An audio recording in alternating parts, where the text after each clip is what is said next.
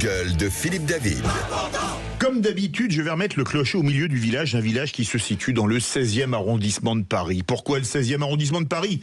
Parce que c'est là que se trouve le média en ligne Le Crayon et qu'on a pu y entendre des propos qui prêtent à rire quand on les écoute. Les jeunes, au lieu de faire du trafic de drogue, vous leur dites on va rénover tout votre quartier, isoler tous les logements, changer tous les chauffages, là. Si les salaires ne sont pas au même niveau que ce que peut procurer un salaire... Vous leur laissez pas le choix, parce que vous leur dites soit t'as pas de travail, donc tu fais du trafic de drogue, on va te donner du travail. Et vous faites le pari que les jeunes, à un moment, ils ont envie de s'intégrer aussi. Vous avez reconnu Ségolène Royal qui pense que si on donnait aux trafiquants de drogue un emploi dans la rénovation des logements, ceux-ci, désireux de s'intégrer, le prendraient.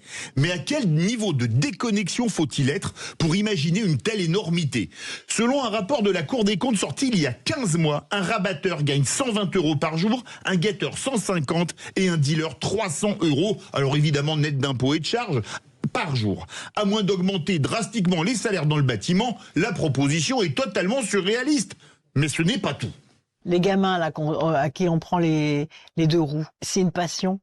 C'est déjà formidable d'avoir des jeunes qui ont une passion. Alors évidemment, ils font n'importe quoi, c'est très dangereux, il y a même eu des morts, et vous les sortez du quartier. Au lieu de ça, on réprime, on prend leurs deux roues et c'est broyé. Et qu'est-ce qu'ils deviennent les gamins derrière? Ils font du trafic de drogue ou des cambriolages. Vous les mettriez sur un circuit qui n'est pas utilisé, genre Montlhéry.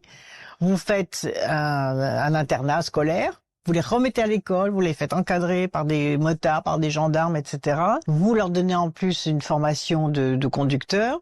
Vous pouvez très bien les mettre dans les métiers de garagistes. Il en manque, les garagistes n'arrivent plus à recruter maintenant des salariés, il n'y en a plus. Vous avez bien entendu, les rodéos urbains, c'est une passion. Une passion qui fait des morts, même parmi des gens passant à proximité, qui n'ont rien demandé, mais c'est une passion.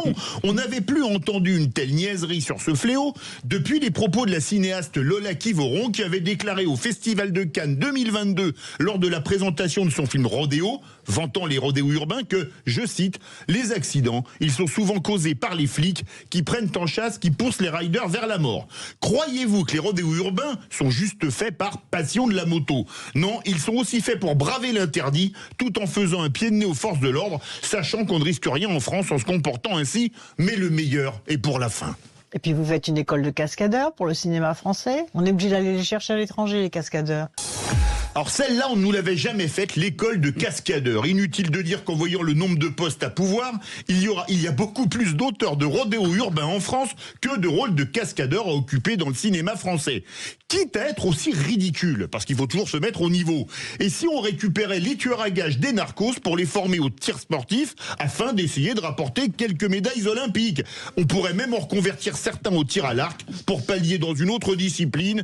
Comme dirait le dicton, heureusement que le ridicule ne tue pas.